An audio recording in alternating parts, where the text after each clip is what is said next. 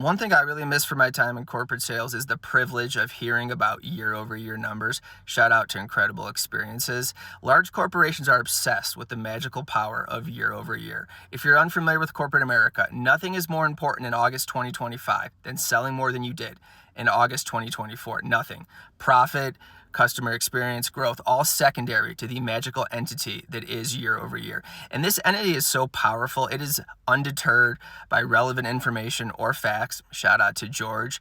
I had friends in both B2B and retail who lost on promotions specifically because year over year, because the regional president, who was a moron and a terrible person, he issued this kind of like behind the scenes order that he didn't want to see anyone get promoted who was down year over year.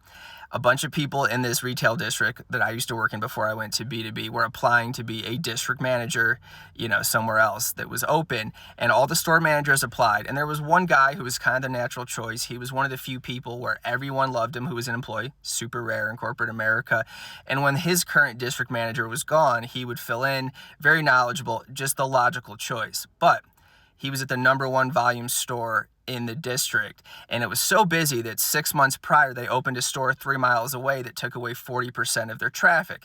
So of course they were going to be down year over year because he was at that store before. He was down something like 20%. Still great numbers, but that's just the reality of the situation. You know who got the promotion? An absolute moron who managed this new store, because the previous year they were at a kiosk and they compared their kiosk numbers to the store numbers. So their year over year was like, they were up like 1700% or something insane like that. Shout out to apples and oranges. And this is a great reason why morale in corporate America is always so incredibly high.